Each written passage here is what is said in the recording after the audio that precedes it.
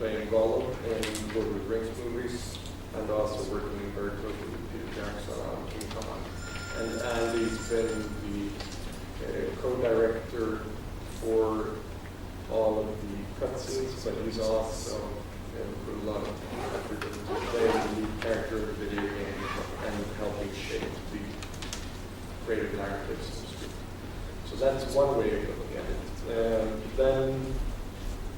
And if you want to work in that way, probably the easiest way to come in is to come in directly and work closely with an actual video game developer. How that fit comes about depends a little bit on who you are and what your points of contact are.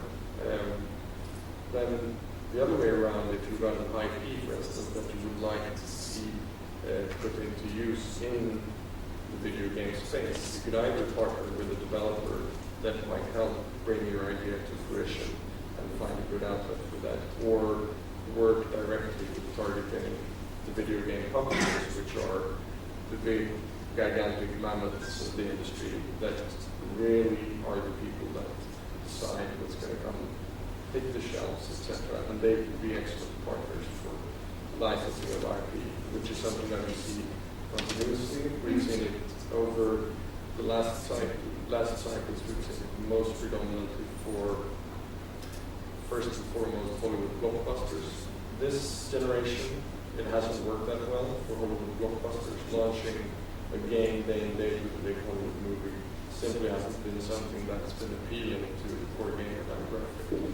But last year we had a fantastic game released by a studio called Rocksteady, publisher called Idols.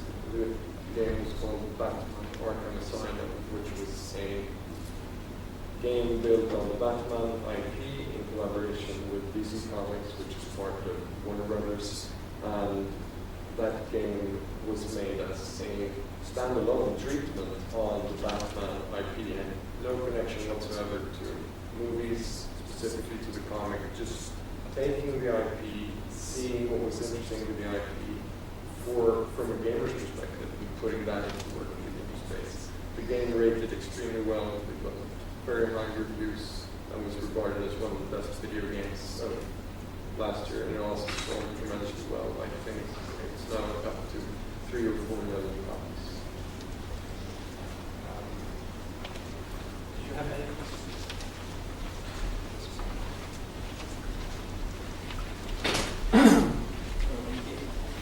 Do you represent this company or also individuals like directors or writers for games? Or is this just teams of the group of people that form a company? Yeah. We're currently only represent companies.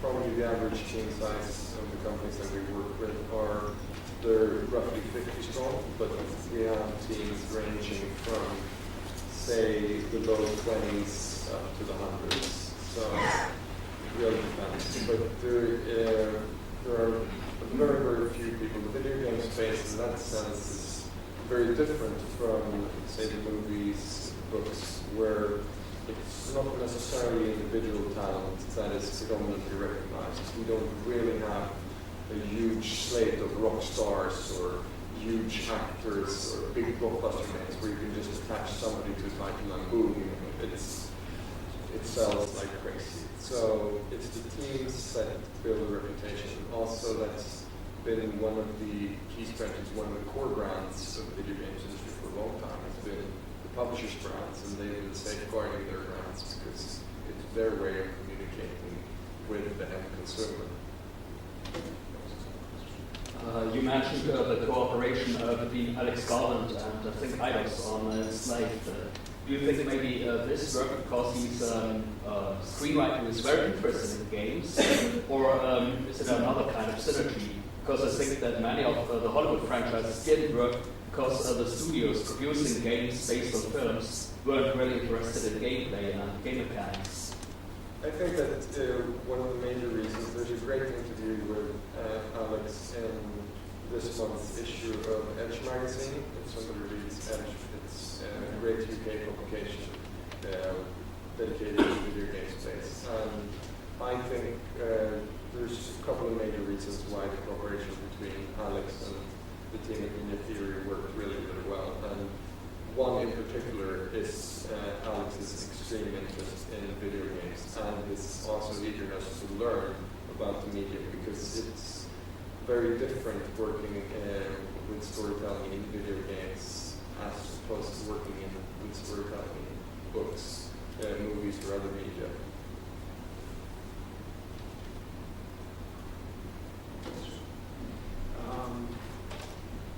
This is all about storytelling and the way of trading content.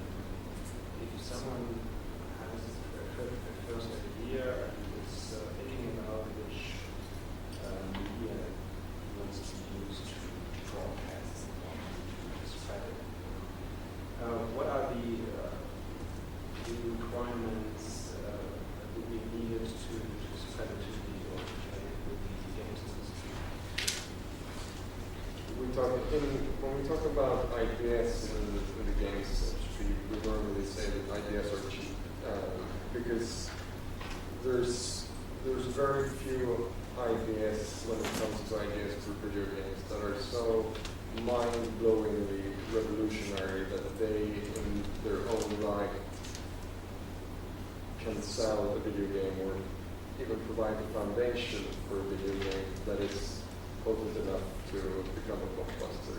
It's a lot about execution, and in order to arrive at a position where you can reach fantastic execution with a video game, you most likely need to work with either a highly talented team or find somebody else to partner with. So if you just have an idea and that idea is only that idea, for instance, is not built on a known IP or anything else, I think that your chances of success are extremely slim unless you find somebody, say for instance a video game development company, that you can partner with and that become very interested in your story. I think that the story they told earlier this morning on how they partnered on co-development for their idea with a larger company that was capable of co-funding the development of the title is interesting, because that could very well happen.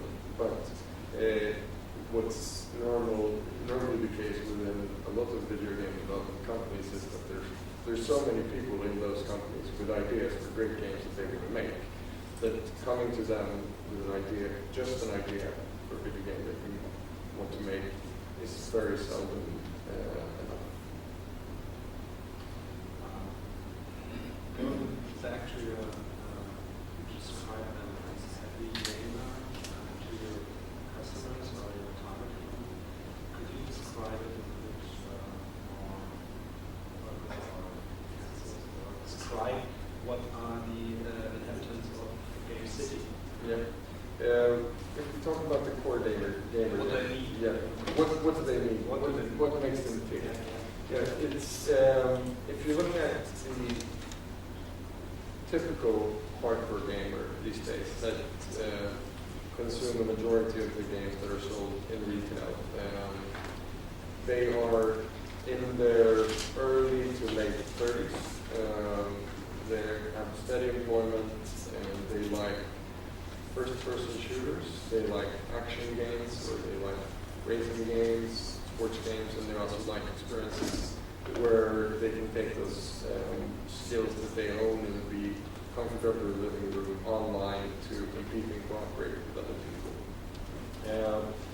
That's one core demographic. Then we're seeing the core demographic of that is not the core, but the casual demographic, which are predominantly, especially if you look at it in the US, American housewives in their 40s to 50s that want to either relax during the day or cool down after a hard day's work at home with husband and family. And they have completely different needs. They enjoy something that looks great, provides a couple of minutes or 15 to 30 minutes of relaxation in a not too challenging environment. And then you have the people that are the younger demographic that want to be able to play their games on the go, for instance, the Nintendo DS audience, etc. That again have different wants and needs. So it's all about when you're talking also about looking at, for instance, your IP or the services that you're interested in providing, or target demographic that you're interested in. It's all about trying to find that and come together. And when you look at the hardcore gamers, they're very much driven by high production values at this stage, very much as in a major Hollywood blockbuster. The graphics need to be fantastic, the action needs to be over the top, the explosion needs to be larger, and the challenges need to be more intricate, more immediate, and that's it. It's essentially a devil in the jungle. Maybe they can afford every next generation of new technical devices, or hopefully they can for the industry, yes. But we're seeing with the current generation of hardware, this is, in the games industry we talk about hardware cycles, which means that just going back for the last hardware cycle, last few we had the PlayStation, then we had the PlayStation 2 with the Xbox, GameCube, that's a hardware cycle. Now we have the PlayStation 3 and the Xbox 360. They're kind of competing in their own space, and then we have the Wii. But they're all here at the same time. They're different types of hardware owned by individual companies that also control the access to those platforms for other individuals. What we've seen is that the PlayStation 3 has been, and the 360 has been extremely hardcore devices. Now they're trying to extend that life cycle of those platforms by Microsoft's new initiative, the Kinect, which is essentially a controller-free initiative where you control the action on the screen by your movements, where there's a camera that tracks your movements. And Sony is launching a similar initiative called the PlayStation Move, which is essentially a beefed up and more accurate version of the Wii's Wiimote. And what's going to be interesting to see is if the people that are, what we're trying to do now is trying to sell this generation of hardware to people that weren't really ready to buy this generation of hardware when it first came out, giving them a reason for that. Hopefully these hardcore gamers will then be ready to spend money on the next generation of hardware if that generation comes and when. This is probably going to be the longest hardware transition that we've seen in the games industry so far, and people are speculating on new hardware for the living room in 2013, 2014, possibly 2015. You've spoken about the entertainment, the pure entertainment side of the story and how the story is developed and what having a lot of what to say has to do obviously not only with story-driven issues but with delivery-driven issues. So in other words, the technology that drives this delivery and that creates a gaming experience. But what about serious games? The serious games industry where presumably somebody has an issue, let's say it's an illness or it's a type of training that needs to be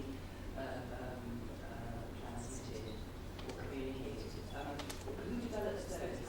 Do you support anything in this direction as well?